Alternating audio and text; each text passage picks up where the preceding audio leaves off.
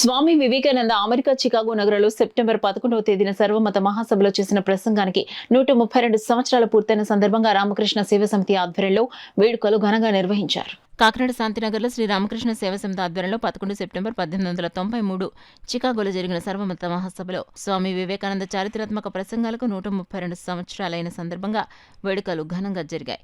ముందుగా వివేకానంద పార్కులో గల స్వామీజీ విగ్రహానికి శ్రీ రామకృష్ణ సేవా సమితి ప్రెసిడెంట్ విఎల్ గాంధీ పూలమాలలు సమర్పించి శ్రీరామకృష్ణ సేవా సమితి వివేకానంద ఆడిటోరియం నందు ఘనంగా వేడుకలు నిర్వహించడమైంది. ఈ కార్యక్రమానికి శ్రీరామకృష్ణ సేవా సమితి ప్రెసిడెంట్ విఎల్ గాంధీ అధ్యక్షత వహించారు. వక్తలు ప్రెసిడెంట్ విఎల్ గాంధీ, ఉపాధ్యక్షులు వకలంక రామకృష్ణ మాట్లాడుతూ 11 సెప్టెంబర్ 1893 చికాగోలో సర్వమత మహాసభలో స్వామి వివేకానంద చేసిన ప్రసంగం ప్రపంచ చరిత్రలో ఓ మైలురాయని, కార్యక్రమంలో హాజరైన వేలాది మంది ప్రతినిధుల్లో స్వామీజీ చిన్నవాడని, అమెరికా దేశప్రియ సహోదరులారా అని స్వామీజీ తన మృదు కంఠస్వరంతో అనగానే సభ 3 నిమిషాల పాటు దద్దరిల్లిందని, మన దేశ గొప్పతనం, ఔన్నత్యాన్ని ఆ సభలో స్వామి వివేకానంద కొనియాడారని వక్తలు తెలియజేశారు.